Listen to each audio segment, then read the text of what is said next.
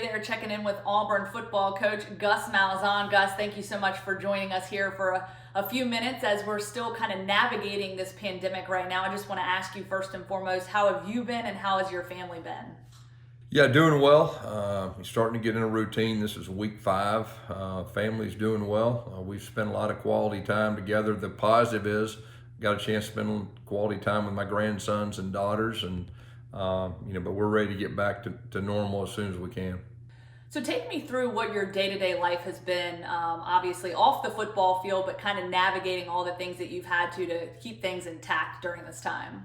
Yeah, we're trying to keep things as normal as possible. If we were in the office, we're having our normal coaches meetings. We're able to have the football instruction meetings with our players, which has been very good. And probably the biggest thing has been just the interaction between the players. They see each other on Zoom. They're able to talk about life a little bit too. That's been real encouraging. And then the other piece is recruiting. And, it gives you a lot of time to get to know the recruits, their families, through FaceTime or Zoom.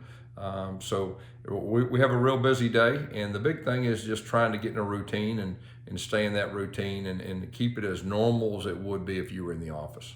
Have any of the players come to you maybe with some concerns or questions, and how are you addressing those with those guys? The first week or two, it was definitely a lot of concerns. Do we have the technology that they can properly get their academics taken care of with their tutors, their mentors, communicate with the professors? And we had to work through some things early on with that.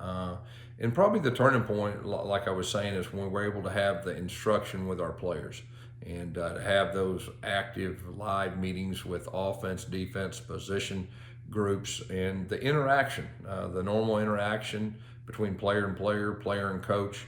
That's really been a shot in the arm. Now, as a coach, I imagine you have to piece together a timeline, not knowing when you can get back on campus, but what does that timeline look like right now as you sort of learn things day to day?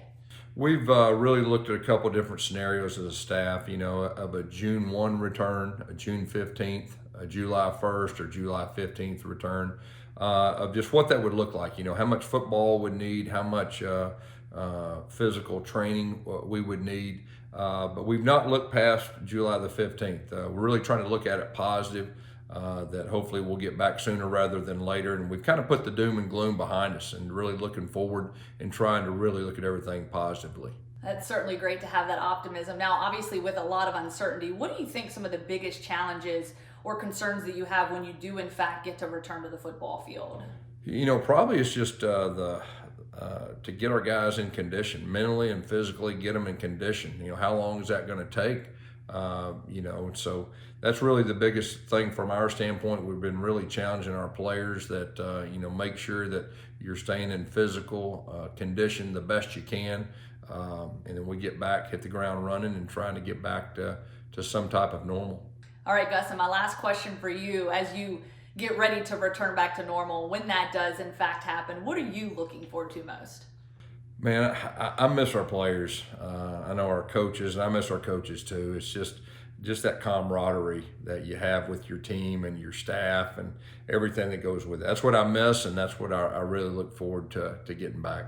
All right, Coach Malzahn, thank you so much for your time, and of course, sending thoughts and prayers your way. Stay safe and stay healthy.